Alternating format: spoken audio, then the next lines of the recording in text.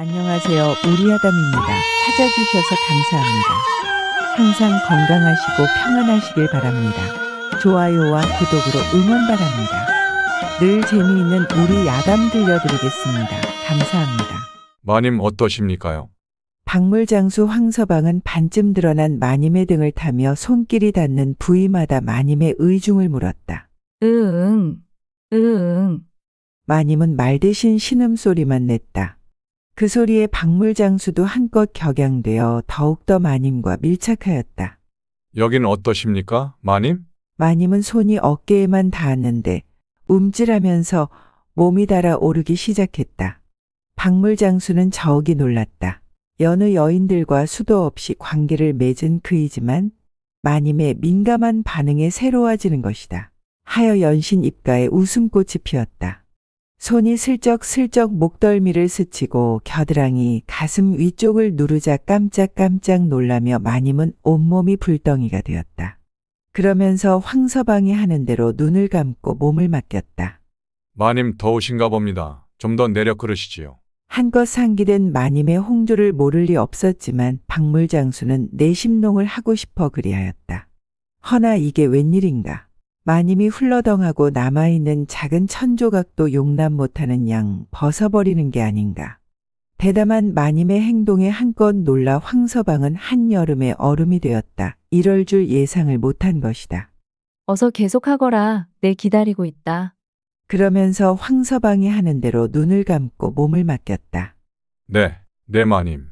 마님의 하명을 들은 황서방은 좀 더 아래로 더욱 깊숙이 애무를 시작하는 것이다. 자신이 가지고 있는 기술을 자랑하려는 듯 뽐내듯이 그러했다. 아흑, 마님의 애잔한 신음소리와 훅훅 내뱉는 숨으로 방안은 농밀하게 변하여 갔다. 이에 거들던 황서방도 참지 못하고 마님. 결국 마님과 황서방은 넘어서는 안 될 선을 넘고 마는 것이다. 마님이 너무나 아름다워. 저도 모르게.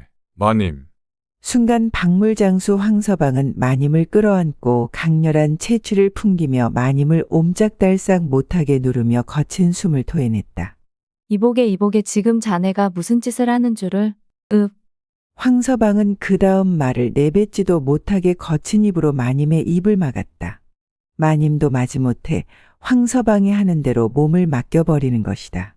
마님. 오늘 마님과 관계를 잊지 못할 겁니다. 둘은 서로를 탐닉하면서 시간이 지체되는 줄 몰랐다. 그러다 깜짝 놀란 황서방은 불이 나게 일어나 황급히 옷을 입고 박물을 챙겨서 대문 밖을 나갔다. 황서방은 예기치 않은 횡재로 콧노래를 부르며 다른 마을로 넘어갔다. 그런데 참으로 이상한 일은 마님도 남모르게 박물장수를 기다리는 게 아닌가. 해가 쨍쨍한 날은, 쨍쨍하니 장사를 하러 다닐 텐데. 비가 오는 날은, 비가 와서 장사가 안 돼 어디선가 비 그칠 날만 기다릴 텐데. 이리도 바깥에 귀를 쫑긋하며 박물장수 황서방이 오기를 기다렸다. 어디서 무슨 소식을 들었는지 마침 이진사가 함경도로 감사를 떠나던 날 어둑어둑한 시간에 박물장사 황서방이 온 것이다. 마님, 저 황서방입니다. 방으로 들어가겠습니다. 하며 들어오는 것이다. 아니, 자네 어쩐 일인가? 오늘 나으리가 멀리 출타한다는 것을 알고 왔습니다. 아니, 그 소식을 누구한테 들었나? 마님도 온 동네가 다 아는 일을 제가 왜 모르겠습니까? 좀 더 일찍 오려 했는데 나으리가 댁에 계시는 바람에 때를 보고 있었습니다. 어쩐지 통오지를 않아 궁금했다네. 오늘도 천천히 지압을 해드릴까요?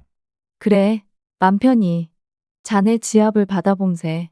어깨부터 서서히 팔 가슴께로 손이 옮겨가자 마님은 도저히 못 견디겠다는 양 팔을 들어 황서방 목을 감고 끌어안았다. 어이쿠, 마님 급하셨나 봅니다. 마님은 눈을 흘기며 황서방의 손을 허리춤에 감았다. 마님과 황서방은 누가 먼저랄 것도 없이 둘은 금세 무아지경으로 빠져드는 것이었다. 둘은 나으리도 없겠다. 맘 편히 유의를 즐기는 것이었다. 첫 딸기 울기 전 새벽녘이 돼서야 박물장사는 슬그머니 그 집을 나섰다. 박물장수 황서방은 마누라와 자식들이 있는 것도 아니어서 이렇게 여인들과 관계를 맺은 것이 한두 번이 아니었던 것이다. 그러나 지체 높은 마님과의 관계는 드문 일이라 못내 기분이 남달랐던 것이다. 당분간은 마님과의 미래가 기대되는지라 바지춤을 추스르며 싱글벙글했다. 다음 날 저녁 무렵 달빛도 부끄러워 구름에 숨어 살포시 나왔다 들어가기를 반복할 때 어둠에 가려 보이지 않을 때쯤 희미한 달빛에 의존하여 살금살금 마님방으로 들어가는 그림자가 있었다. 마님 저 들어갑니다. 속삭이듯 말을 하는 박물장수. 자네 왔는가? 들어올 때 아무도 본 사람은 없겠지. 네, 제가 조심하며 들어오는 바람에 아마도 바람결도 눈치 못 챘을걸요. 자넨 농도 잘하는구먼. 오늘 밤은 달님도 구름 속에 숨어 깜깜합니다요. 그래서 사람을 알아볼 수 없을 만큼 칠흑같이 어둡습니다. 그러다 서로 못 알아보고 부딪힐 수도 있지 않은가? 걱정 마세요. 눈치 빠른 박물장수 아닙니까요. 아주 제법이구나. 마님 오늘은 등잔불을 끄면 마님 얼굴도 제대로 보이지 않을 겁니다. 마님도 제 얼굴이 잘 보이지 않으시죠? 후후후후, 그렇구나. 그러자 박물장수는 지압을 하던 현란한 손놀림으로 마님을 황홀경에 빠져들게 했다. 어느덧 시간이 흘러 숨어있던 달빛이 비춰지고 박물장수는 여지없이 일어나 서둘러 나갔다. 마님은 그대로 누워 달빛을 보며 여운이 가시지 않은 양 연신 입가에 미소만 짓고 있었다. 이런 날이 계속되면 좋겠구나. 나으리 더 있다 천천히 오셔요. 아니면 거기 눌러 살던지요. 속으로 이런 말을 뇌까리며 혼자 희죽희죽 웃기도 하였다. 그렇게 며칠 밤을 반복되며 나으리가 돌아올 날이 다가오고 있었다. 마님은 내심 나으리가 오지 않기를 바라며 혹가다 박물장수가 이 집을 지나칠 때에 조용히 기별을 넣어 박물장수에게 하루하루가 지날 때마다 날짜를 일러주는 것이다. 마님 너무 불안해하지 마세요. 나으리는 언젠가 돌아올 거고 또 일이 있어 출타를 하실 거니까 너무 걱정 마세요. 그러던 중 나으리가 오는 날이 되었다. 집안은 어수선하고 주인 나으리 맞을 채비를 하느라 하인들은 부산하기 이를 데가 없었다. 늦지막히 나으리는 집에 도착하여 집안에 별거 없었느냐고 묻고 두루 살피며 피곤한지 바깥채에서 잔다고 나갔다. 마님은 바깥채에서 잠자리를 봐주고 안채로 들어왔다. 마님도 모르게 한숨을 쉬는 것이었다. 에그머니 내가 미쳤나? 나으리 아시면 어쩌려고. 나도 모르게 한숨이라니 쯧쯧. 그날은 마님이 어쩔 수 없이 독수 공방을 지내고 있었다. 오늘따라 왜 이리 잠이 오지 않는 걸까? 시간이 가질 않는구나. 어휴 이 긴긴 시간을 어찌 보내고. 그렇게 뒤척이다 밤을 꼬박 새고 아침을 맞이했다. 나으리 기침하셨느냐? 네, 기침하셨습니다요. 그런데 아침 일찍 궁에 들어가야 하신다면서 진지도 드시는 동 마는 동 서둘러 가셨습니다요. 무슨 급한 일이 있으신가 봅니다요. 마님께 그리 전하라 말씀하셨습니다. 그래 알았다. 아니 무슨 일이길래 말씀도 안 하시고 나가신다 말이야. 그렇게 생각하면 금세 생각을 바꿔버렸다. 어젯밤을 꼬박 새는 바람에 피곤하여 안채에 들어가 누워 있었다. 누워 있으려니 또 박물장수가 생각나는 게 아닌가. 여기를 떠났나? 아님 여기에 남아있나? 누구에게 물어볼 수가 없으니. 그러다 잠깐 잠들어 버렸다. 그러던 중 언년이가 궁에서 연락이 왔는데 나으리가 며칠 못 들어오신다고 하십니다요. 나라에 무슨 큰일이 생겼나 그러면서 마님은 이런 일이 자주 있는지라 대수롭게 생각하지 않았다. 문득 마님은 박물장수의 얼굴이 떠올라 살포시 미소가 지어졌다. 허나 찾을 수가 없으니. 마님 무엇을 찾으십니까? 아 아니다. 내일 봐라. 내 알아서 하마. 그런데 어떻게 알았는지 저녁에 박물장수가 찾아온 게 아닌가. 아니 자네는 소식통도 빠르이. 어떻게 알고 왔느냐? 마님 나으리가 며칠 궁에 일이 있어 못 들어오신다는 말을 들었습니다요. 제가 마님에 관한 일은 모르는 게 없습니다요. 그럼 어서 들어오너라. 그렇게 박물장수와 마님이 유의를 즐기고 있을 때 이게 웬일인가. 이진사 나으리가 일을 마치고 들어오는 게 아닌가. 그래서 마님과 박물장수는 옷을 입는 둥 마는 둥 서둘러 밖으로 뛰쳐나갔다. 방 안에서 둘이 나가는 것을 본 진사 나으리는 노발대발하며 사람들을 풀어 둘을 잡아오라고 한 것이다. 그래서 둘은 쫓기게 되었다. 마님 빨리 오셔요. 우리를 쫓아올 거예요. 그래 따라가고 있다. 마님 아무래도 우리를 발견할 것 같으니 숨을 곳을 알아봐야 할 것 같은데 어디로 숨어야 할지 모르겠어요. 나무숲에 숨었다가 쫓는 자들이 지나가면 그때 도망가자꾸나. 멀리서 몰입애들의 소리가 가까이 들려오고 있었다. 둘은 쥐죽은 듯이 있었다. 그들이 지나가기만을 숨죽이며 숨소리도 제대로 내지 못했다. 몰입애들의 발소리가 점점 멀어질 즈음 마님과 황서방은 숨을 몰아쉬고 둘은 안도의 숨을 쉬었다. 마침 박물장수는 이리저리 돌아다녀 웬만한 고을은 다 알고 있는지라 도망가는 게 수월했으나 혼자도 아니고 마님까지 데리고 도망 다니는 것은 쉬운 일이 아니었다. 이러다간 멀리 도망도 못 가고 둘이 잡혀 죽을 건 뻔한 일이다. 이렇게 박물장수는 생각했다. 어염집 안악내도 아닌 진사나으리 마님과의 관계가 이 나라에서 용서되지 않기 때문이다. 난 어디든 의탁할 수가 있으나 마님을 데리고는 눈에 띄어 요지부동이 된다. 둘 중에 하나는 살아야 되지 않은가. 곰곰이 생각한 박물장수는 혼자 도망갈 요량을 세운 것이다. 마님과 이렇게 도망가다간 둘 다 잡힙니다요. 마님, 우리 여기서 헤어져야 할 것 같습니다요. 황서방, 지금에 와서 이러는 법이 어딨는가?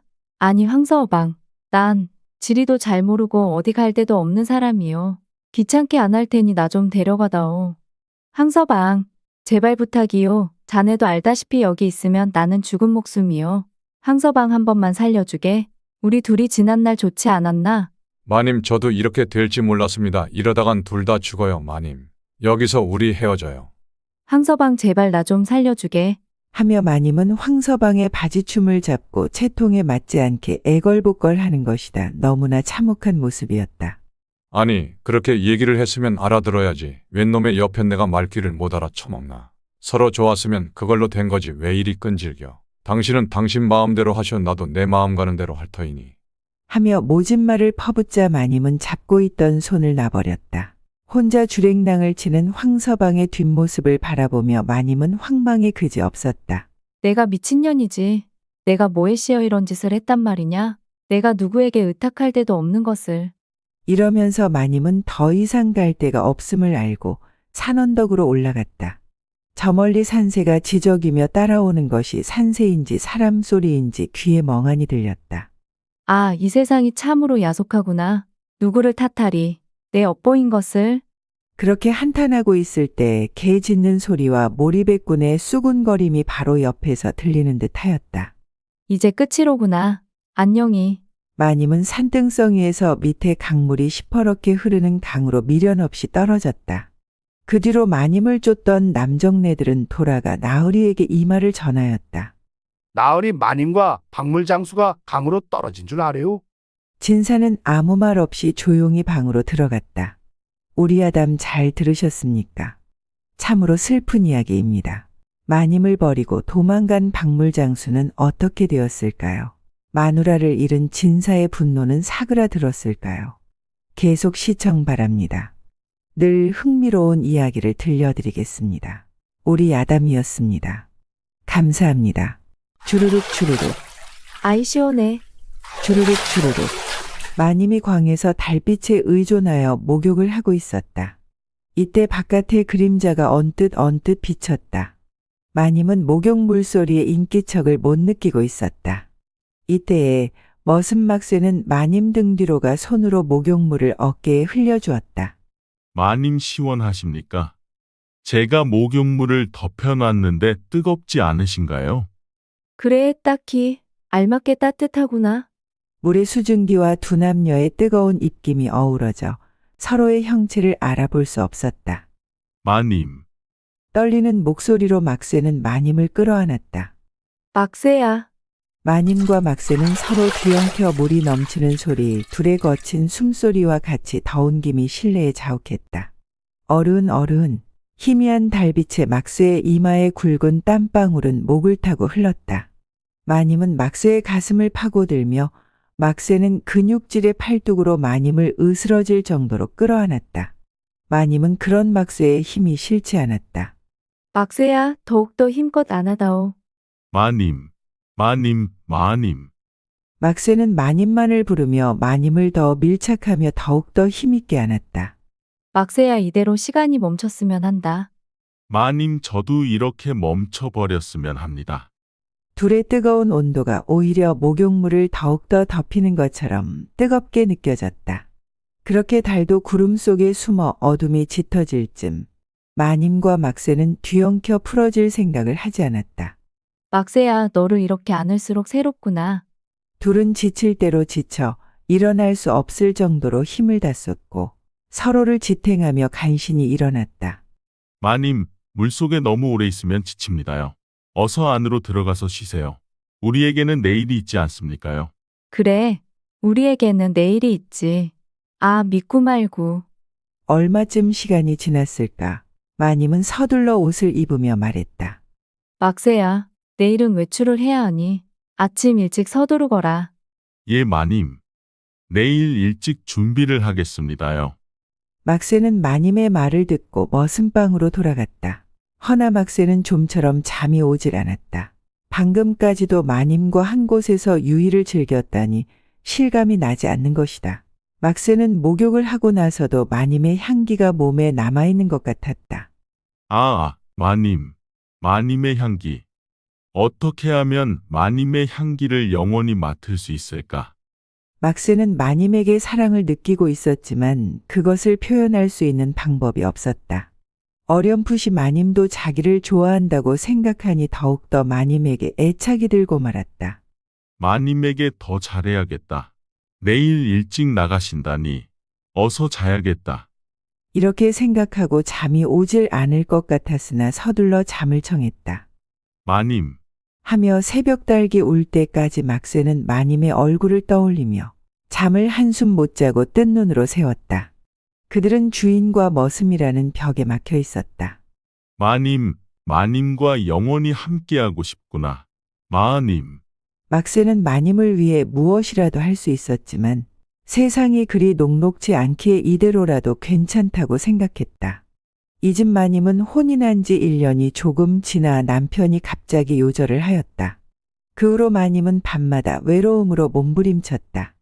매일 밤마다 뱀처럼 꼬리를 드는 욕정이 그녀를 휘감고 괴롭힌 것이다. 그러던 어느 날 잠을 못 이루고 뒤척이던 마님은 속옷 바람에 우물가에서 찬물을 뿌리고 있었다.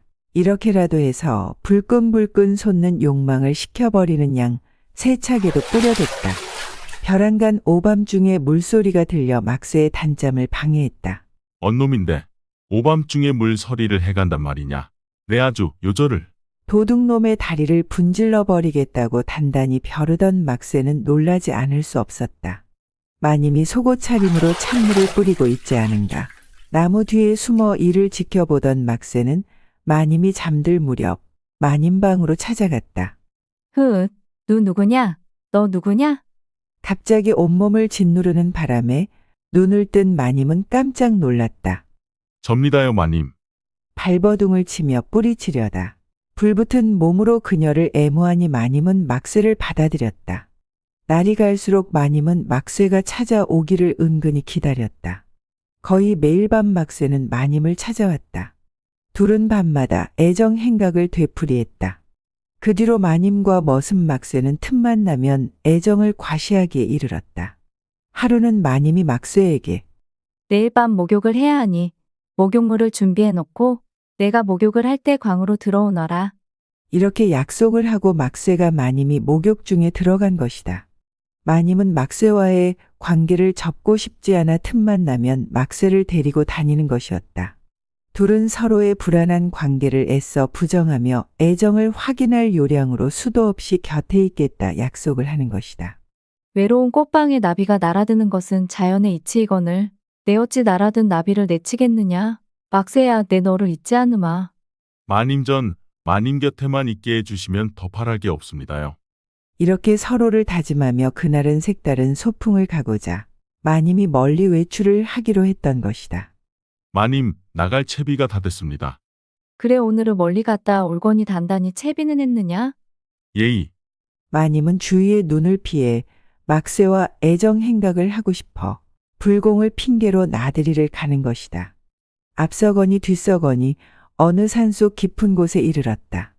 막세야, 여기가 좋을 것 같다. 여기다 짐을 내려놓거라. 개울가에 널찍한 도리에 자리를 깔고 둘은 나란히 누워 있었다. 마님 시장 하실 텐데 여기 거리라도 드릴까요? 그래, 네가 시장하겠구나. 어서 요기를 하렴. 둘은 한 시각이 아깝다 생각하여 하늘과 구름을 벗삼아 산들바람에 둘의 몸을 맡겼다. 네가 머슴이 아니라 양반댁 선비로 태어났으면 큰 인물이 되었을 터인데. 아이고 마님 과찬입니다요. 마님, 저는 마님을 만나지 않았으면 어찌 살았을까 생각만 해도 싫습니다요.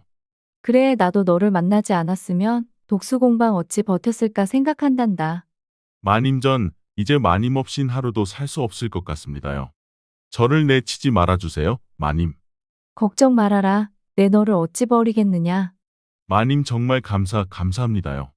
간간히 부는 바람이 두 사람의 살결에 부드럽게 스쳐 지나갔다. 둘은 산천초목이 둘의 사랑을 응원한다고 생각했다. 두 남녀는 몰래하는 사랑에 서로를 더 뜨겁게 갈구하였다. 시간이 얼마나 지났을까? 마님, 일어나야 할 것 같습니다. 날이 어두워지기 전에 산을 내려가야 합니다. 어스름 해가 중천에서 기울 때쯤 막새는 산중이 깊어 오래 머물 수 없음을 알고 마님을 재촉하였다. 그래, 어서 서두르자꾸나. 다행히 서둘러 집에 돌아왔을 때 이미 어두운 밤이었다. 방에 들어서자 마님은 산속에서 막새와의 유희를 도저히 잊을 수가 없어 회심의 미소를 지었다. 막새가 없었으면 나 홀로 얼마나 외롭게 지냈을까? 외딴 집을 하루빨리 구해 거기서 막새와 시간을 보내야겠다. 막새야, 이렇게 떠돌이 생활을 하지 말고 좀 떨어진 곳에 작은 초막을 구해보라고 해야겠다. 막새야, 아무래도 작은 초가집을 구해야겠으니 알아봐야겠다. 지난번 산속으로 소풍 가던 중에 작은 남자를 못 가서 큰 바위 뒤에 작은 오두막이 하나 있더구나. 돈을 얹어 주고서라도 그 집을 샀으면 하는구나. 네, 내일 당장 알아보겠습니다. 막새는 오두막의 주인을 찾아갔다. 그런데 그 집은 비어 있어 주인의 행방을 알아보느라 동분서주했다. 며칠 후 마님, 그 외딴 집 주인이 다른 곳으로 이사를 가 주인을 수소문해서 봤는데 헐값에 그 집을 판다고 합니다요. 그 집 주인이 그곳은 다시 올 리가 없으니 지금 당장이라도 들어가도 된다고 합니다요. 그래, 잘 되었구나. 마님, 그 외딴 집을 한번 가보셔야죠. 그래, 내일 같이 가보자. 다음 날 둘은 외딴 집에 갔다. 혹시 몰라. 멀리서 눈여겨봐둔 집이라 걱정을 했는데 마음에 드는구나. 막새야, 우리 이곳에서 너와 나의 사랑을 한껏 해보자꾸나. 마님, 전 매일 이 집에서 마님을 기다리고 있겠습니다. 마님과 막새는 그런 애정 행각을 멈출 수가 없었다. 마님, 오늘은 조금 일찍 가서 기다리겠습니다요. 그러면서 미리 마련해둔 초가로 막새는 서둘러 한다름에 뛰어가 있었다.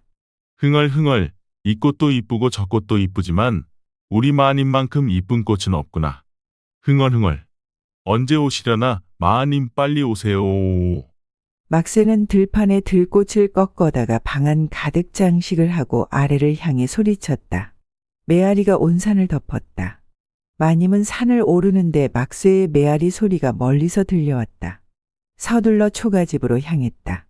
헉헉헉. 마님은 산길을 힘겹게 오르고 있었다. 멀리서 메아리 소리가 또 들려왔다. 더욱더 빠른 걸음으로 오르자 마침 막새가 언덕 위에서 기다리고 있었다. 마님, 오시느라고 힘드셨죠? 다음부터는 시간을 여유 있게 잡으시고 천천히 오르셔요. 그래, 나도 빨리 오느라 숨이 차는구나. 마님이 숨을 몰아쉬며 방문을 열었다. 방 안에 향기로운 꽃내음이 가득했다. 막새야, 네가 들꽃을 꺾어놨느냐? 방 안의 향기가 그윽하구나. 마님에게 뭐라도 드릴 게 없어서 꽃이라도 꺾어 방 안에 들여놓았어요. 마음에 드시면 매일이라도 꺾어 놓겠습니다. 방 안에 향기가 가득하여 너무나 좋구나. 참으로 마음에 드는구나. 마님, 꽃의 향기가 아무리 향기롭다 한들 마님의 향기만 하겠어요. 호호호, 그러느냐? 마님, 이리 오시지요. 제가 미리 자리를 펴놨습니다. 마님을 기다리는 시간이 너무도 길어서 자꾸만 마당에서 서성거리며 소리를 쳐봤어요. 호호호, 그래서 올라오는 중에 메아리가 들리더구나. 마님 이리로 오세요. 막새는 조금도 못 기다리겠다고 마님을 번쩍 들어 이부리에 뉘었다. 막새야, 막새야. 마님 역시 기다렸다는 듯 막새의 품에 안겨 파고들었다. 마님과 막새는 매일 애정 행각을 벌였지만 매일이 새로움의 연속이었다. 둘은 말이 필요 없었다. 서로의 몸짓으로 말을 주고받았다. 서로 뒤엉켜 신음소리가 산골을 뒤덮어도 아무도 듣는 이 없으니 너무도 자유로워 해방감을 느끼며 조금도 멈추지 않았다. 누구의 방해도 없이 너무도 편안한 그야말로 둘만의 천국이 따로 없었다. 마님, 너무나 편안하고 좋습니다. 막새야, 나도 너무 좋구나. 마님, 저는 아무것도 필요하지 않습니다요. 마님만 곁에 있다면 무엇이 바랄 게 있습니까요? 그렇게도 좋더냐? 네, 좋습니다. 막새는 마님을 으스러지게 다시 한번 안았다. 마님은 그런 막새가 싫지 않았다. 막새가 하는 대로 몸을 맡겼다. 아. 마님의 신음소리와 함께 막새는 더 격렬하게 한 몸이 되었다. 마님 위에서 막새의 땀이 주르르 마님의 얼굴 위로 흘러내렸다. 둘은 오랜만에 마음 편히 둘의 유희를 원도 없이 즐겼다. 중천에 있던 해는 어느덧 서산에 걸쳐 있었다. 초가의 하루는 서서히 저물어 마님은 집으로 갈 시간이 됐다. 마님, 가셔야 할 시각이 된 것 같아요.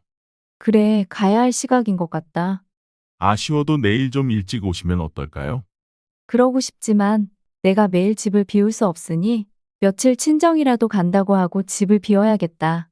마님 좋은 생각입니다. 그럼 친정 갈 채비를 하겠습니다. 그래, 날 한번 잡아보자.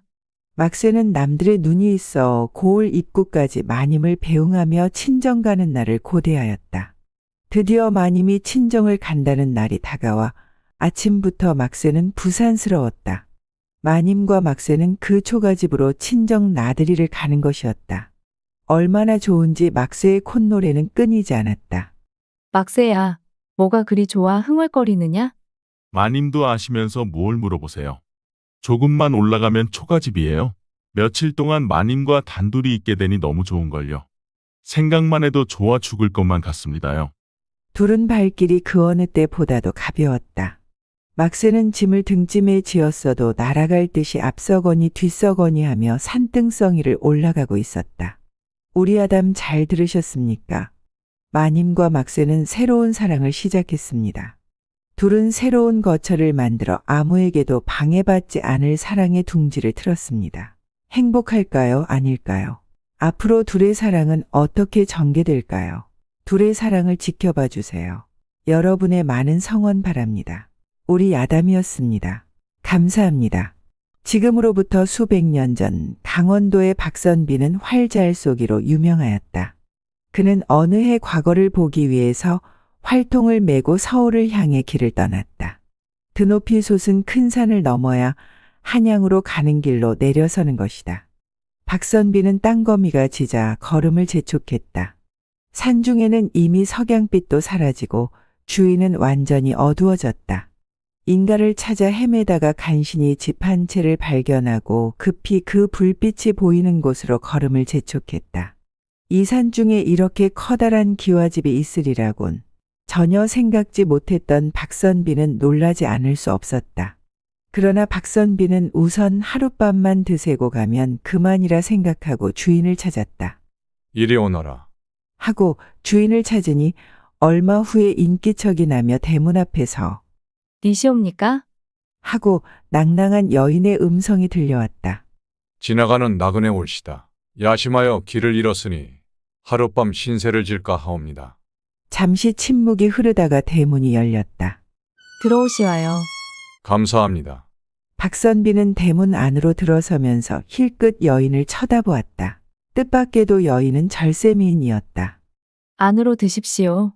박선비는 안방으로 안내한 그 미녀는 등잔불 밑에 다소곳이 앉아 있었다.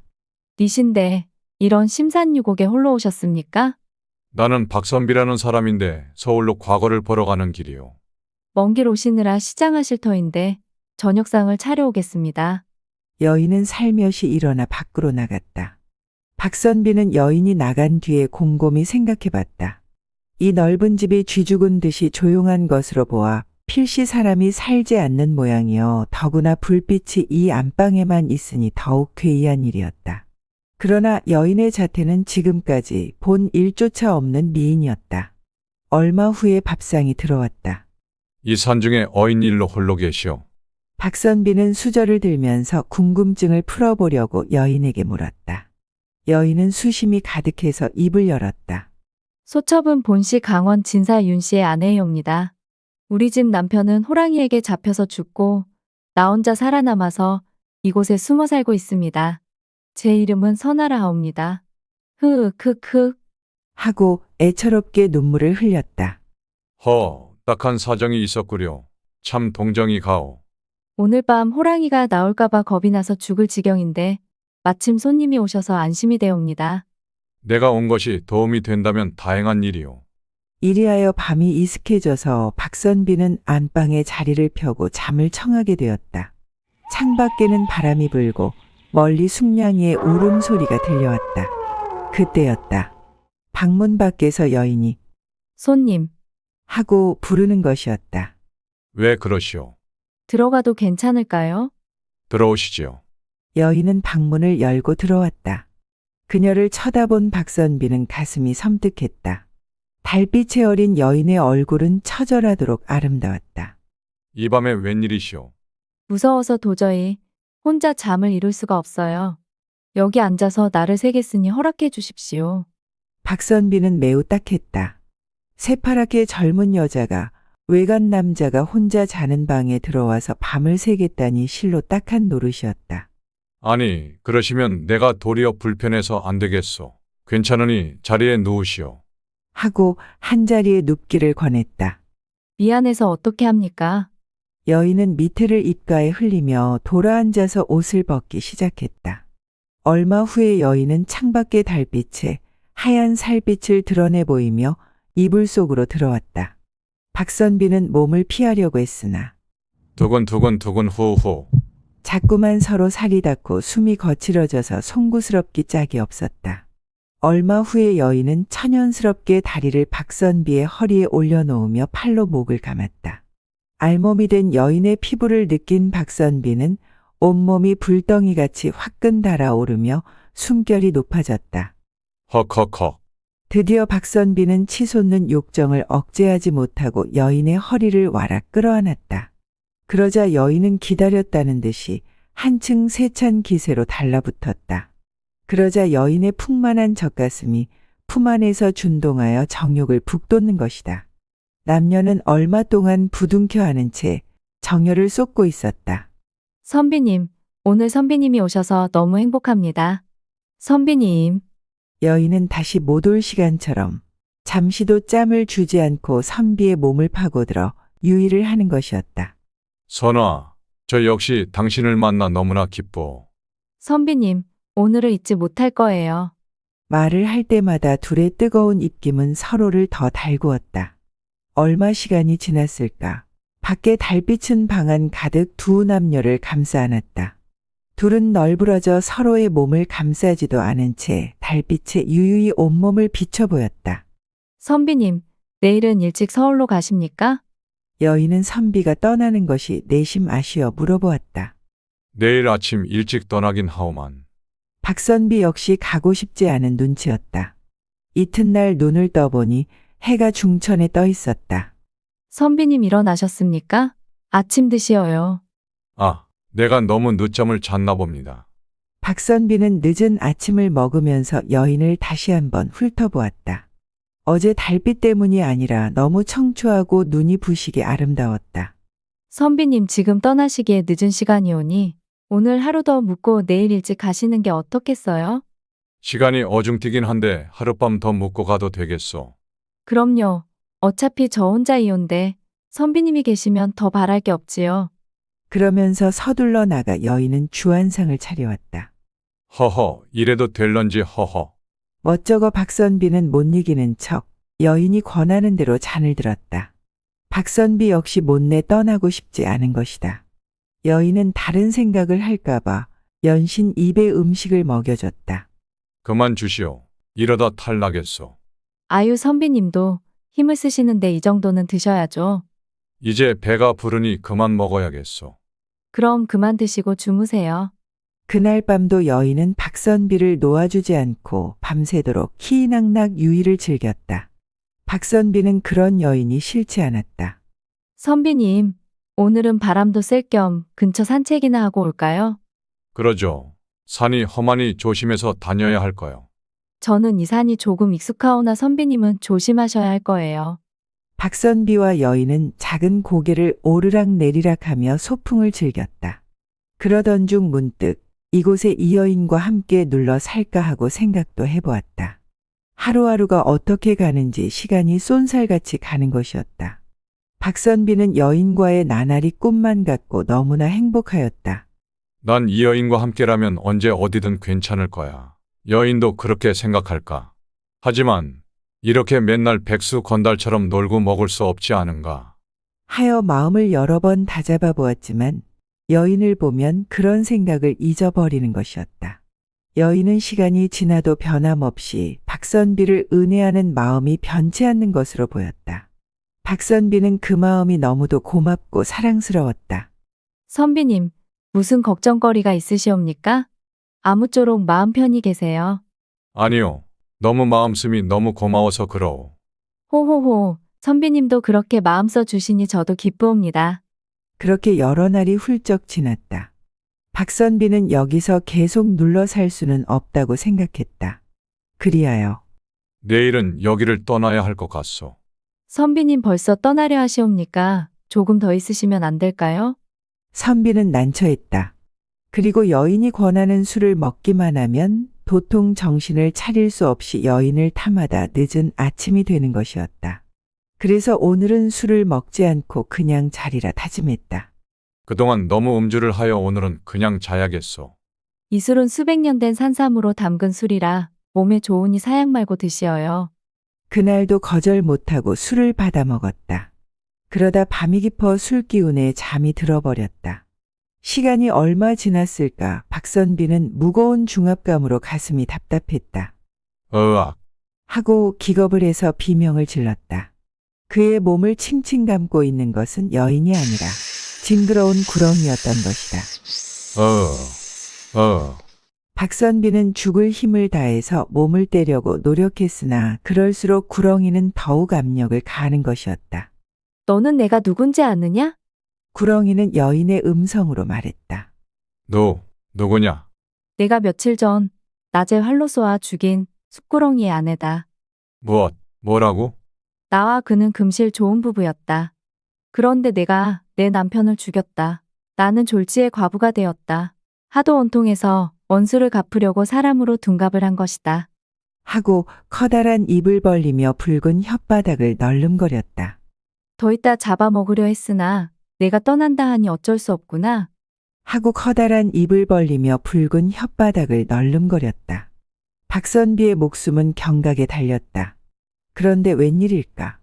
이때 대청마루에서 종소리가 대행하고 울렸다. 종소리의 여운이 은은하게 울려 퍼지자 구렁이는 당황해서 어쩔 줄을 몰라 했다. 그러자 또 종소리가 대행하고 울렸다. 어떻게 된 노릇인지 구렁이는 깜짝 놀라 목을 움츠리며 슬며시 박선비의 몸을 풀어놓곤 어디론지 사라졌다. 텅 빈 집에서 종이 울린다는 것은 이상한 일이었다. 박선비는 밤이 새기를 기다린 후 새벽녘에 문을 열고 밖에 나가보니 대청마루 바닥에는 2마리의 꿩이 죽어 있었다. 며칠 전에 꿩 2마리를 구해준 일이 생각이 났다. 박선비가 한양으로 가는 길에 험준한 산을 거쳐가야 했다. 험난하고 웅자한 산세는 빽빽이 밀집한 나무로 더욱 신비로워 보였다. 이 산은 대낮에도 큰 호랑이가 나와서 사람을 해치고 밤이면 도적대들이 운거하는 무시무시한 곳이기도 했다. 박선비는 험한 산 중턱에 이르러 다리를 쉬면서 나무 등걸에 앉아 땀을 닦는데 어디서 깨객대는 소리가 들려왔다. 이상하게 여기며 가만히 귀를 기울이고 있으려니까 그 소리는 자기가 앉아있는 옆 나무 위에서 나는 꿩의 울음소리였다. 마치 살려달라고 애원이라도 하는 듯이 구슬프게 들리는 것이었다. 자세히 살펴보니 그곳에는 2마리의 꿩이 가엾게도 큰 구렁이에게 전신을 감기어서 금방 입안으로 삼켜지려는 순간이었다. 이것을 본 그는 꿩을 구해주고 싶은 생각이 들어서 곧 활을 당겼다. 팽팽한 활주를 떠난 화살은 구렁이의 머리에 명중했다. 구렁이는 붉은 피를 쏟으며 땅 위로 풀썩 떨어졌다. 그러자 구렁이에게 감기어서 죽을 뻔하였던 두 마리의 꿩은 기뻐서 어쩔 줄 모르며 파드득하고 서쪽으로 날아가 버렸다. 그리고 산속을 헤매던 중 이 집을 발견하고 머물렀던 것이다. 그 꿩은 은인에게 보훈을 하기 위해 목숨을 던져서 박선비의 생명을 구해낸 것이다. 그 꿩을 양지바른 언덕에 고이 묻고 죽음을 애도했다. 이 산은 기암괴봉으로 된 험한 산이지만 괴봉하는 석산이 아닌 순환토산이요. 급한 여운과 아담한 소를 만들며 맑은 시냇물이 흐르는 절묘한 산인 것이다. 얼른 보아 천군만마가 삼엄한 창검을 휘두르며 나오는 듯한 괴봉 위에서 동쪽으로 눈을 돌리면 험준한 봉우리를 깎아 세운 그 아래로 날아갈 듯이 앉아있는 작은 절이 보인다. 구렁이에게 빼앗길 생명을 꿩에게 구원받은 박선비는 그 후 서울로 가는 것을 그만두고 그곳에 길을 닫고 꿩이 죽은 자리에 절을 세워 불도를 닦으면서 꿩의 영혼을 위로하였다고 전하여 온다. 우리 야담 잘 들으셨습니까? 오늘은 은혜를 갚은 꿩에 대한 이야기였습니다. 우리 속담에 사람은 구하면 앙분을 하고 짐승은 구하면 은혜를 한다. 라는 말이 있습니다. 사람은 죽을 고비에서 구하여 주면 그 은혜를 쉽게 잊고 도리어 은인에게 앙갚음을 하지만 짐승은 죽을 고비에서 구하여 주면 은인을 따른다는 뜻으로 은혜를 쉽게 잊어버리는 사람은 짐승만도 못하다는 것이죠. 여러분의 은혜를 감사히 여기며 좋은 이야기로 계속 찾아뵙겠습니다. 감사합니다. 우리 아담이었습니다. 노인은 대낮에 문을 꼭꼭 닫고는 여러 해 만에 여인의 채취를 느꼈다. 얘야 내가 하는 대로만 그대로 있거라. 아유, 이게 얼마만이냐. 이 보드라운 살결과 향긋한 살렘. 속으로 이렇게 생각하며 너는 어찌 이렇게 배곡같이 하얗고 살결이 보드라우냐. 내 이 나이에 너를 만난 게 행운이구나. 대감마님 약속은 꼭 지켜주셔야 해요. 그럼 이를 말이냐. 내 어찌 그 약속을 잊겠느냐. 임대감의 생각으로는 첩이고 뭐고 우선 일을 치르고 보자 하는 생각에 아무 약조나 하는 것이다. 아유 너무나 아름답고 눈부시구나. 여인의 넓은 이마에 오똑한 콧날은 버선코 마냥 서 있고 똘망똘망한 눈은 포도알을 박아놓은 듯 깜빡일 때마다 반짝거려 눈망울에 대감이 어른거렸다. 입술은 또 어떠한가. 발그레한 작은 입술은 영락없는 앵두 같았고 가느다란 목덜미는 하얗고 연약해서 금방이라도 꺾어질 것 같은 꽃대 같은 모양에 동그스름한 작은 어깨는 숨을 할딱할딱 쉴 때마다 들먹거림이 너무도 귀엽기 이를 데가 없었다. 아, 잘룩한 허리는 한 팔로 안아도 공간이 남을 만큼의 곡선이 보였다. 이 곡선이 임대감의 마음을 뒤흔드는 것이다. 얘야 내가 세게 안으면 꼭 부러질 것만 같구나. 대감마님, 그럼 살살 안으면 되잖아요. 호호호호호. 여인의 얼굴을 바라보며 목과 어깨를 쓰다듬으며 대감은 손끝에 전해오는 감촉이 너무 좋아 부드러운 비단결을 만지는 기분이었다. 대감은 순간적 이나마 생의 쾌감을 느꼈다. 그 무엇에 비할 바가 없었다. 마치 청춘이 된 것 같았다. 밖은 줄기차게 소나기가 퍼붓고 있었다. 둘의 심장이 요동치고 있었다. 끝나지 않을 듯 쏟아지는 소나기도 그치고 둘의 얼굴은 발그레하여 서로를 보며 누워 있었다. 순간적인 쾌락을 흐뭇하게 즐겼다. 노인은 사랑스럽게 여인을 바라보며 너는 뭐가 제일로 갖고 싶으냐? 지금은 갖고 싶은 것은 없사오나 나중에 갖고 싶은 것이 생기면 그때 말씀드리겠사옵니다. 당장 금은보화라도 내놓으라고 할 것만 같았는데 그렇게 말을 하니 더 사랑스러워지는 것이다. 하여 노인은 호기롭게 말하는 것이다. 허허허허 그래? 언제든 말하거라. 원하는 것은 무엇든 해주마. 대감마님 그 말씀은 잊지 마시어요. 흐허허 내 약조하마. 허허허허. 여인의 풋풋한 살레음에 너무나 행복했다. 얼마나 오랜만에 느껴보는 여인의 채취인가. 노인은 향긋한 내음이 온몸을 휘감는 듯 하였다. 이 짧은 시간을 놓치고 싶지 않았다. 이리 와 보거라. 다시 한번 안아보자. 대감마님도 참. 임대감은 상처한 지 여러 해가 되었다. 그러는 동안 양반 체면에 늦장가를 들겠다고 아들 며느리에게 말을 할 수가 없어 독수공방으로 지낸 세월이 여러 해가 된 것이다. 어느 날 소나기 내리는 여름철의 점심때였다. 한 번 시작한 소나기는 점심때가 지나도록 그칠 줄을 몰랐다.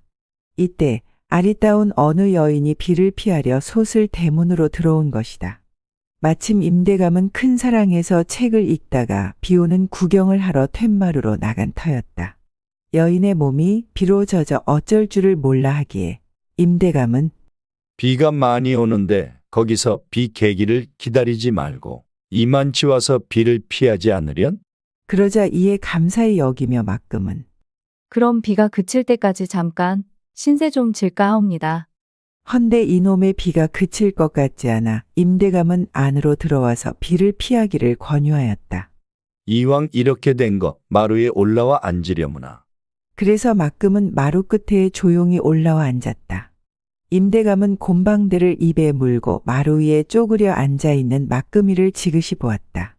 온몸이 비로 홀딱 젖어 막금이 앉아있는 마루는 흥건해졌고 몸을 타고 흐르는 물이 똑똑똑 바닥으로 떨어져 흘렀다. 바람이 불자 막금은 추운지 몸을 조용히 떨었다. 이에 보다 못한 임대감은 방으로 들어오길 재차 채근하였으나 막금은 한사코 거절하는 것이다. 하여 어디에 사는 여인인지 묻게 되었다.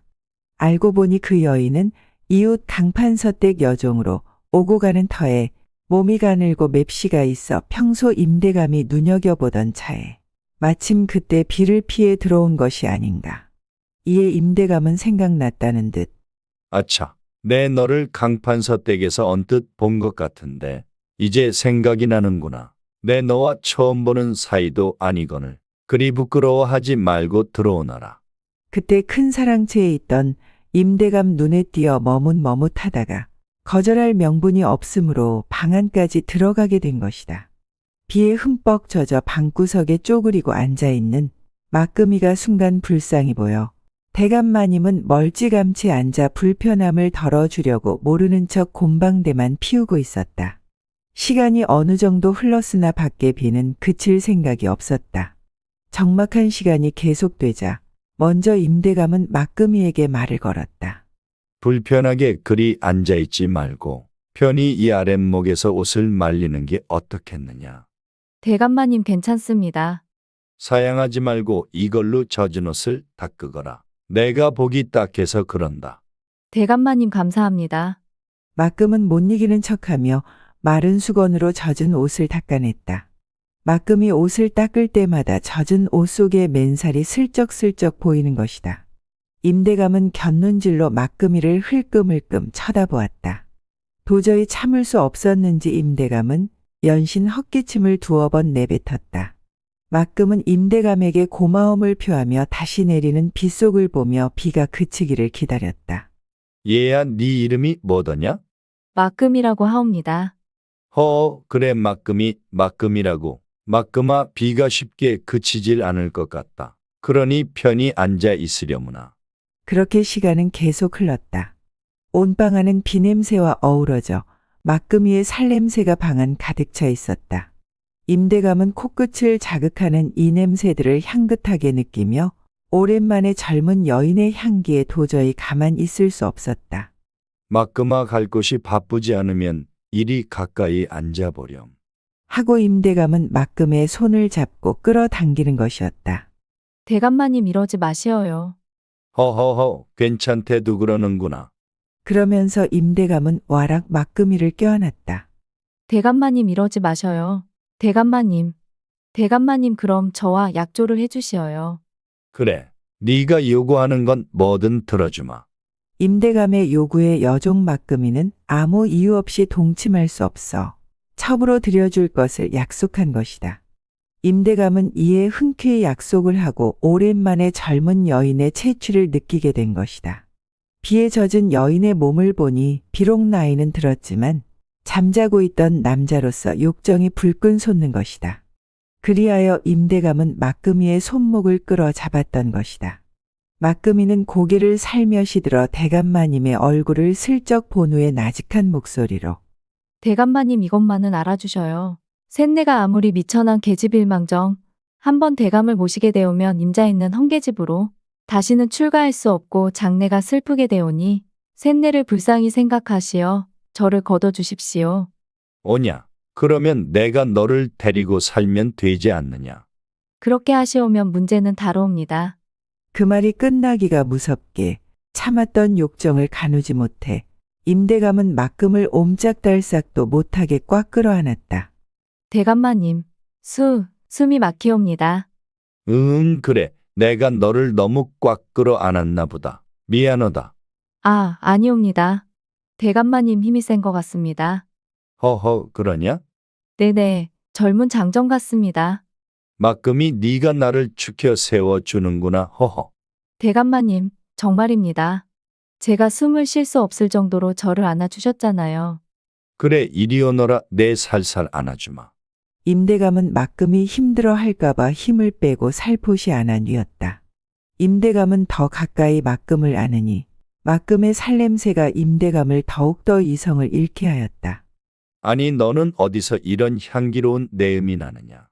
대감마님, 저는 향낭을 갖고 있지도 않은데 무슨 향내이옵니까? 그런데 너한테 이런 향내가 나니 너무도 좋구나. 막금은 임대감이 자기 하나만을 귀여워해주고 사랑해줄 것이라고 태산같이 믿어 막금의 마음은 다만 행복감에 뛰는 것이다.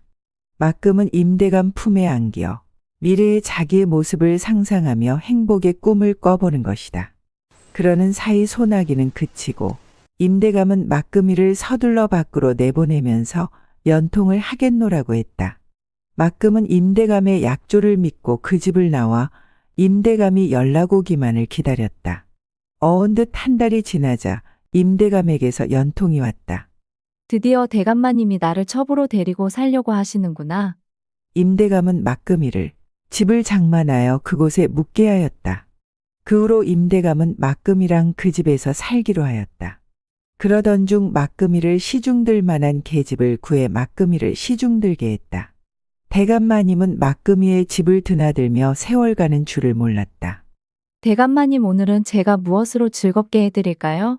난 너만 봐도 좋구나. 대감마님, 제가 저작거리에서 좋은 술을 가지고 왔으니 드시고 편하게 지내세요. 그래, 음식 솜씨 좋은 내가 만든 안주에 술 한잔 하자꾸나. 하늘엔 별무리와 밝게 비친 달은 둘의 운치를 더더욱 한껏 올려줬다. 담장 밖까지 막금이의 웃음소리는 끊이지 않았다.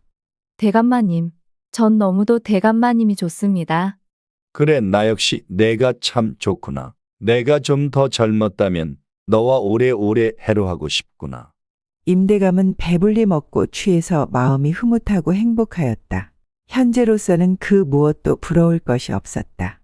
막금이는 보면 볼수록 영리하고 당차서 어린 나이라 느끼지 못할 정도로 만만하지 않았다. 대감마님이 불편할세라 항상 마음을 살피는 영특한 여인이었다. 막금아, 네가 나를 이렇게 살펴주니 진작 너를 못 만난 게 한이 되는구나. 대감마님도 참 지금이라도 저와 같이 있으면 되지 않아요? 그럼 늙음하게 무슨 복에 너를 만나게 되어 너무 좋구나. 대감마님, 그런 소리 마시어요. 저 역시 대감마님을 만나지 않았다면 아직도 여종으로 살았을 저를 양반댁 첩이 되어 편안한 삶을 살고 있지 않아요. 대감마님께 항상 감사하며 살고 있어요. 저의 소원은 대감마님이 제 곁에 건강하게 오래오래 장수하시는 게 소원이에요. 그래, 너를 위해서라도 내가 오래오래 살으련다. 우리 아담 잘 들으셨나요? 막금은 임대감과 새 살림을 차렸습니다. 막금과 임대감은 앞으로도 행복할까요?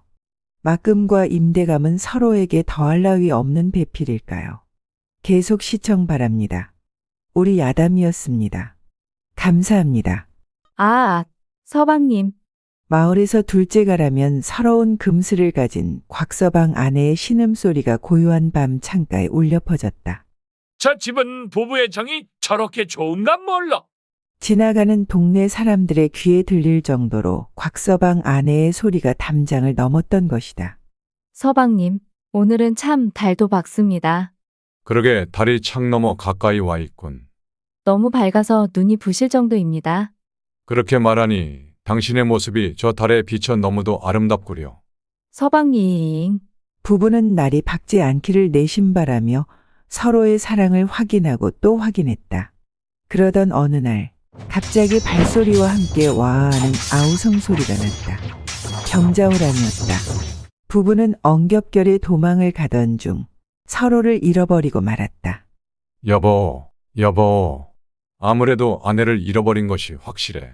그런데 어디에서 찾아야 한단 말인가? 곽서방은 서울은 물론 개성의 옛 고향을 더듬었으나 아내를 찾을 길이 없었다. 전란의 사람 하나를 찾기란 여간 어려운 일이 아니었다. 곽서방은 다시 충청도와 강원도 등 먼 시골까지 돌아다니며 아내를 찾아다녔다. 여보 어디 있어? 하늘도 무심하시지. 어디에 있는 거요? 그렇게 시간은 흘러 서너 달이 좋게 넘었을 때였다. 이거 길을 잃었구나. 여기가 삼각산 속인가? 아니면 북악산 속인가? 도대체 어디란 말인가? 가늠을 할 수가 없구나. 이렇게 마누라를 생각하다가 곽서방은 그만 길을 잘못 들었다. 아무리 걸어도 서울로 가는 길이 아니고 꼬불꼬불한 산길만 나왔다. 종시 큰 길이 나서질 않았다. 혼자 중얼대며 손에 들고 다니는 지팡이에 더욱 힘을 주었다. 이놈만 가지면 도둑놈도 호랑이도 무섭지 않지만 큰 길을 찾아 나가야 할 텐데. 그는 허둥지둥 황혼을 헤치며 걸었다. 한없이 가보면 끝이 나서겠지. 하여튼 아무 길이나 앞으로 걸었다. 그런데 이번에는 괴상한 일이 생겼다. 은빛 여우 한 마리가 곽서방의 앞에 나타나서 자기를 따라오라는 듯이 졸졸 앞서가는 것이다. 혹시 이놈이 길을 인도하는가? 하고 곽서방은 굽이진 황혼 속을 그 여우를 따라가 보기로 했다. 봉우리도 며칠 넘었고 골짜기도 여러 건넜다. 우거진 산림 속이랑 가시덤불이며 굴 속을 지나서 밤이 이슥하도록 무한정 따라가다 보니 마침내 그는 산등성이 큰 바위 밑에 이르렀다. 그때 그 여우는 어디론지 사라지고 없었다. 금세 어디로 사라졌을까? 곽서방이 그 여우를 찾고자 바위를 끼고 한참 더듬고 있었다. 그런데 그 큰 바위 한 곳에 바로 사람의 몸뚱이 하나가 끼어 들어갈 만한 문이 있는 것이다. 곽서방이 그 문틈에 눈을 대고 보니 그 바위 안엔 분명코 탁 터진 동굴이 있는 모양이었다. 호기심에 찬 곽서방은 잠시 동안 망설였다. 허나 돌아서자니 달리 방도도 없어 보였다. 이윽고 그 안에 들어서니 사람이 살고 있는 흔적이 보였다. 여기 누가 살고 있는 걸까? 주인이 오면 잠시 의탁하다가 동이 트면 일찍 떠나야겠다. 그러고 있는 중에 동굴 밖에 인기척이 느껴졌다. 동굴 주인이 오나 보다. 혹시 산도적일 수도 있으니 몸을 피해 확인해 봐야겠다. 수명의 남자와 여자들이 떠드는 소리가 들려왔다. 왜 이래요?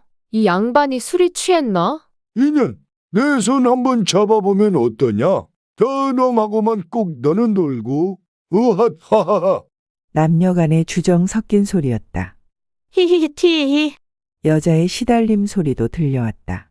여보, 나는 당신이 제일 좋아요. 아양을 떠는 여자의 소리와 에라, 만왕수. 하고 콧노래를 부르는 남자의 취응 소리도 들렸으나 도대체 무엇들을 하는 것인지 알 수가 없었다. 곽서방은 선뜻 위험을 느끼고 밖으로 나왔다. 나와서 동굴 뒤로 돌아가 보니 큰 오동나무가 있었다. 그곳엔 오동나무 가지에 등불이 달려 있었고 나무 밑에는 우물이 있었다. 혹시 물을 뜨러 나오는 여인이 있을지도 모른다. 기다려보자. 이러한 생각을 하고 오동나무로 올라갔다. 그런데 아니나 다를까 오동나무 위에 한참 있자니까 한 여자가 물동이를 이고 우물로 나오는 것이다. 그녀는 동이에 물을 떠서 옆에 놓고서 다시 놋주발에 물을 떠서 등불 및 바윗돌 위에 놓은 다음 축원을 올리는 것이었다. 하느님, 그저 제발 저 도둑놈들을 폭삭망하게 해줍소서. 그리고 그 더러운 계집년들도 천벌을 받게 하시고 우리 서방님인 곽서방을 만나게 해주옵소서. 이러한 여자의 축원 소리를 곽서방은 예사로 들을 수가 없었다. 저 여자가 곽서방이라는 말을 하는데 내가 바로 곽서방이 아닌가. 그럼 혹시 우리 마누라가 아닐까? 당장에 붙들고 물어보자. 곽서방은 그러한 생각이 들어 앞뒤 가릴 것 없이 그 여인에게로 달려갔다. 아니나 다를까. 가까이서 보니 그동안 그리고 그리던 그님이 아니던가. 이때 둘은 너무도 놀라 잠시 서로의 얼굴을 응시하고 있었다. 아니, 다 당신은 어찌 된 거요? 이 추위에 왜 여기 있는 거요? 여보, 부인. 아니 이것이 생시입니까? 꿈입니까? 서방님. 곽서방의 부인은 눈물을 흘리며 반가워했다. 곽서방은 살가죽만 남은 그녀를 붙들고 몹쓸 놈들 당신을 이 꼴로 만들다니. 하며 눈물을 뿌렸다. 재회의 기쁨은 말로 다할 수 없었다. 서방님 어찌 여기까지 오셨어요? 난 당신을 찾아 조선 팔도를 다 찾아 헤매지 않았겠소. 그래 오늘은 서울을 가보려던 참이요. 어찌 이리 참혹한 모습이요. 서방님, 말을 하자면 무척 귀옵니다. 말을 들어보니 안쪽에 있는 남자들은 도둑들임에 틀림이 없었다. 10명이 된다는 것이었다. 그러나 애당초는 전부가 도적이 아니라 괴수만이 도둑이었으나 그놈이 지난 병자호란 때 각처에서 피난민 남녀들을 붙잡아다가 그 중에서 너댓 명 남자들을 부하로 삼고 너댓 명 여자들을 이곳으로 끌고 들어왔다는 것이다. 남녀 수여 명이 뒤끓고 살고 있다는 것이었다. 먹을 것이 없는 피난민들이 도둑이라도 되어 목숨을 부지하려는 것은 그렇다고 치고 여자들로 말하면 난리 중에 모두 남편과 자식을 생이별하고 이곳으로 잡혀온 것인데 그녀들은 아직도 난리 중이라고 생각하고 이곳에 있는 것이 다행이라는 생각에 마구 도적들에게 정조를 유린당하면서도 수치를 모르고 좋아들하고 있다는 것이다. 그리고 내일은 설 명절이라고 도적놈들은 파수도 안 보고 저렇게 문여자들을 데리고 술을 마시곤 취해서 야단이라는 것이다. 부인의 말을 듣고 난 곽서방은 다시 물었다. 그건 그렇고 부인, 왜 다리를 절뚝거리시오? 잡혀오자마자 저를 당장에 욕보이게 하려 하여 품속에 지닌 은장도를 휘두르며 저항했지요. 허나 덩치 큰 장정들을 여인의 몸으로 당해내기가 여간 어려워 넓적다리 살을 도려냈습니다. 그래서 내내 상창을 지내고 그 핑계로 도적놈들의 능욕을 면하였답니다. 허나 그 대신 병신이라는 죄로 1년 내내 걷어차이고 굴려지고 고생을 하였습니다. 곽서방은 그만 기가 막혔다. 피가 거꾸로 솟아 당장이라도 도적들을 일망타진하여 부인의 원한을 갚고 싶었다. 분연히 일어서는 곽서방을 부인은 재차 만류하며 말을 이었다. 그러니 이렇게 하십시다. 부인이 곽서방의 귀에 입을 대었다. 서방님은 칼을 잘 쓰시지요? 그야 그렇지. 그런데 칼도 아무것도 무기가 없군. 그러면 어려우시지만 서방님은 동굴 뒷구멍에 숨어 계십시오. 저놈들은 밖으론 나오지 않고 그대로 쓰러져 잘 것이고 내일은 또 정월이라고 아침부터 술을 먹을 것입니다. 그래서 그놈들이 술에 정신없이 취했을 때 제가 들어가서 특별히 독한 술을 구해서 먹인 후 무슨 수단으로든지 서방님께 기별을 보내겠습니다. 그러면 술에 곤죽이 된 놈들이 인사불성이 될 때 그 기회를 서방님이 엿보아 가지고 벼섬을 뒤집어 쓰고 들어오십시오. 그래도 그놈들은 모를 것입니다. 그러니 그놈들의 괴수 옆에 놓아둔 큰 칼을 집어서 그놈들을 처치하실 수가 없으실까요? 그 칼은 굉장한 보검이랍니다. 그래야 후환이 없으실 줄 아옵니다. 이 말을 곽서방은 그럴듯하게 생각하고 그대로 하기로 했다. 어느덧 심기 일전의 날인 설날이 되었다. 아무리 명절날이라고 하지만 이렇게 정신없이 놀아서 해야 됩니까? 한 도적이 걱정을 했으나 괴수 이하 다른 도적들은 그저 무사태평이었다. 여기가 우리 소굴인데 무슨 근심이냐? 산더미처럼 고기를 갖다 재고 술 항아리를 질비하게 들여다 놓고는 어느 놈은 통돼지 다리, 어느 놈은 쇠대가리를 마구 차지해가지고 수명의 도적들은 계집들과 어울려서 술을 들거니 작거니 하고 있는 것이다. 도둑 괴수는 큰 방 한 구석에 2억 일이나 되어 보이는 칼을 세워놓고서 도적들이 권하는 대로 술잔을 받아가며 흥에 겨워하고 있었다. 실컷 먹고 놀게. 후한척하고 일얼라치면 그 다음엔 울긋불긋한 옷차림을 한 수명의 여자들이 다투어가며 괴수에게 아양을 떠는 것이다. 접장님, 자, 어서 잠드세요. 하고 제각기 한마디씩 하며 술을 따른다. 이처럼 한 잔 한 잔 마시다가 괴수와 부하들은 모두 취하고 말았다. 제각기 좋아하는 남녀끼리 잔소리를 짓거리고 나중에는 모두가 극도로 취해서 정신을 못 차렸다. 그러자 전에는 이러한 자리에 참여하는 일이 없었던 부엌 심부름꾼인 부인이 오늘은 명절이니 좀 잡수세요. 하며 괴수에게 술을 권하는 것이다. 그날따라 새 옷을 차리고 머리를 곱게 빗은 그녀는 다른 여자들보다 훨씬 아리따워 보였다. 여러 어른들이 잘 노시지만 제가 직접 구해온 명주를 한잔 하시면 더 흥겨워지실 것이 아닙니까? 자, 한 잔들 받으시지요. 그동안 가재미 눈을 하며 영 마뜩지 않게 바라보던 부인이 술 시중을 들자 모두들 쾌재를 불렀다. 아닌 게 아니라 아무리 산골 동굴에서 생활한다 치더라도 양반집 교수의 품행이 일자무식인 도적들의 눈에도 귀해 보이는지라 자뭇 흥분이 되는 것이었다. 너울너울 앞으로 뒤로 활개를 치며 몸을 빗고자 펄럭거리는 치맛자락 사이로 드러나는 엉덩이 맵시를 보고 괴수는 그만 정신이 팔리고 말았다. 무 도둑과 여자들은 태반이 취해서 쓰러졌다. 그러자 그 순간 번갯불같이 괴수의 머리를 내려치는 장사가 있었다. 그는 곽서방이었다. 곽서방은 지난밤에 부인과 약속한 대로 동굴 뒷구멍에 숨어 있다가 도둑들이 술에 정신을 잃은 틈에 뛰어들어와서 괴수의 뒤에 있는 보검을 잡아들고 내리친 것이다. 괴수의 머리는 굴러 떨어지고 말았다. 그리고 취해서 정신을 잃고 쓰러졌던 10대 명의 도적들도 무사할 리가 없었다. 그들은 곽서방의 칼에 태반이 죽고 나머지는 항복하고 말았다. 이리하여 곽서방은 기적적으로 동굴의 적당들을 소탕한 다음 도적들과 지내던 문 여인들을 훈계를 하여 놓아보냈다. 하여 얼추 정리가 된 다음 어서 아이들이 있는 한양으로 갑시다. 그리하여 곽서방은 정월 초하룻날 사랑하는 아내를 구출하여 어린 아이들이 기다리는 서울로 돌아왔다. 우리 아담 잘 들으셨습니까? 오늘의 이야기는 도적을 소탕하고 아내를 구해온 곽서방에 대한 이야기였습니다. 병자호란이라는 전란 속에서 아내를 잃어버린 곽서방의 마음은 실로 참혹하다 하겠습니다. 부부는 평생의 집행이라는 말이 있습니다. 부부는 평생 동안 의지해야 할 대상이라는 뜻으로 일생을 같이 살아야 할 부부를 비유적으로 이르는 말이죠. 곽서방 내외는 서로가 다시는 없을 평생의 집행이 같습니다. 오늘도 우리 아담 시청해 주셔서 감사합니다. 또 뵙겠습니다.